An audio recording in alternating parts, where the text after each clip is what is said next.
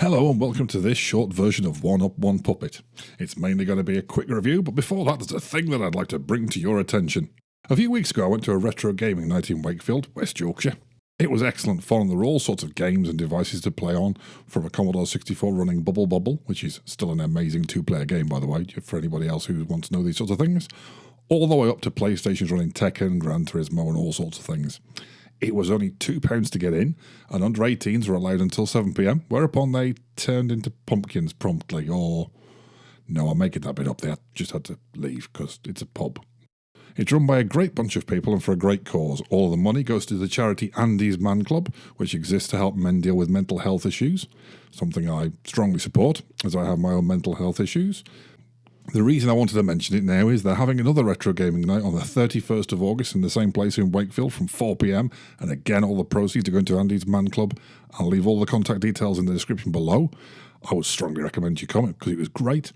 It'd be lovely to see you there if you can get there. Who knows, you might even see me. I mean, you won't, but you might. So links in the description below for you to get more info. You won't see me there though, as I'm like Sam Fisher in Splinter Cell. Clunky, inexplicably loud and buggy. Anyway, let's be like someone looking at something and review a thing.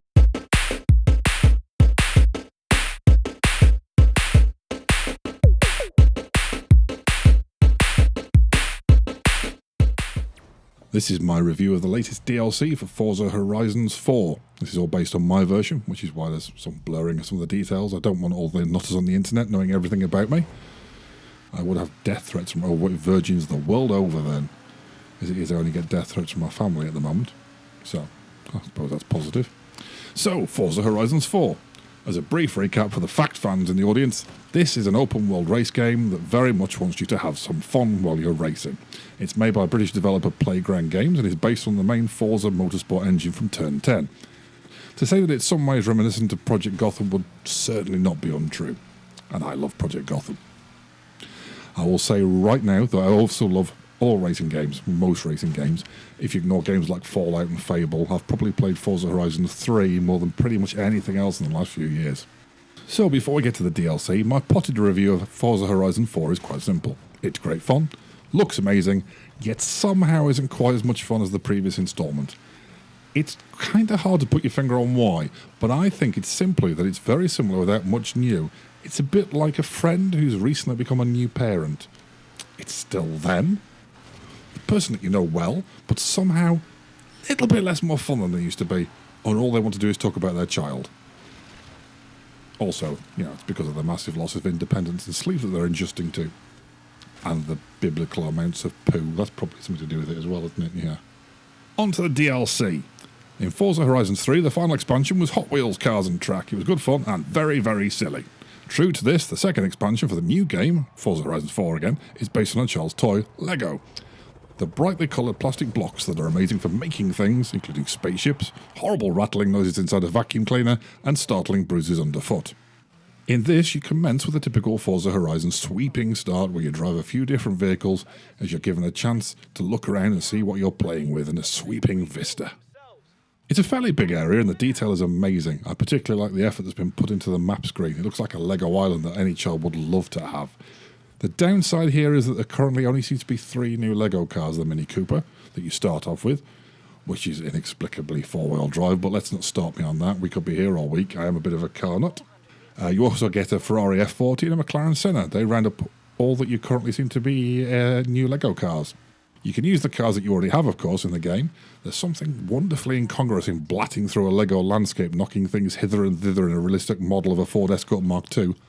Told you I was a car nut. Once you get into the game proper, you find that you have to acquire Lego blocks to build anything, and you get them by taking part in challenges, winning races, building up skill streaks, and so on. Grinding is kind of the order of the day here, but it doesn't seem so bad as it does with some other games, because you're kind of doing the stuff that Horizon games encourage you to do anyway. Get out to the map, get some bricks, and first you get to build your house. Unlike the main game, it seems that you only get one home location, but as you progress you can upgrade your home with extra features like a garage, for example. An issue here seems to be that you have little choice as what the next thing that you're working towards is. It could have been a bit more immersive if you could choose yourself what you spent your hard-earned blocks on, but I can understand why they haven't. It's not really what this is all about, is it? So what is it all about, I hear you scream into your pillows at night? Seriously, you could really do with calming down a bit.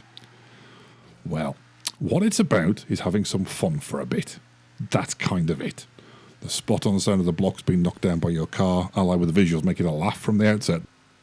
There are the expected ludicrous jumps with the addition of pirate ships, ghosts, UFOs and a dinosaur area as well. There's a racetrack at the north of the island, and that's a fun, if fairly small addition. I've heard tell of people complaining that the Horizons games don't have racetracks, and I have two things to say to that. A, well, now you have a racetrack. Are you happy now? Of course you aren't, you joyless dullard. And two, why do you want a racetrack so much in an open world racing game? All of those other racing games are there for you, aren't they? Microsoft's actually sell this game. They're a little indie developer called Microsoft. You may have heard of them. They do this game called Forza Motorsport that would probably scratch that particular fungal-based itch for you. That or a topical cream, one or the other. Anyway, off you pop and have your fun while the rest of us have a laugh going sideways through a small Cotswold village in a way that you could only do in real life once before you took a lethal broadside dose of bricks, trees and concrete. So, is the DLC worth the current asking price of 15 of your British quids? Put simply, yes. You want it less simply? If you like the Horizons games, you like cars and you like Lego, then I would unreservedly suggest you give it a try. If you are none of these things, or simply do not know to have any fun at all without drugs, then this is probably best avoided. That's my summing up. The only thing that I want to add, and this is genuinely exciting to me, is while I was researching this piece, it does seem that Playground Games are involved in making the new Fable game for Microsoft, probably as a launch title for the next Xbox. That is relevant to my enjoyment glands. A proper Fable game developed by a British company with an already demonstrated good sense of humour. I'm on board! If you want a writer for it, you know where I am, Playground Games. You know where I am. You know where... Why won't you call me? Why? You have arrived at your destination. Thank you for watching. That's it. Please feel free to comment and don't forget to like, subscribe, click buttons, point at the sky, look surprised by crayons. I don't know, I'm not your dad. Do what you like.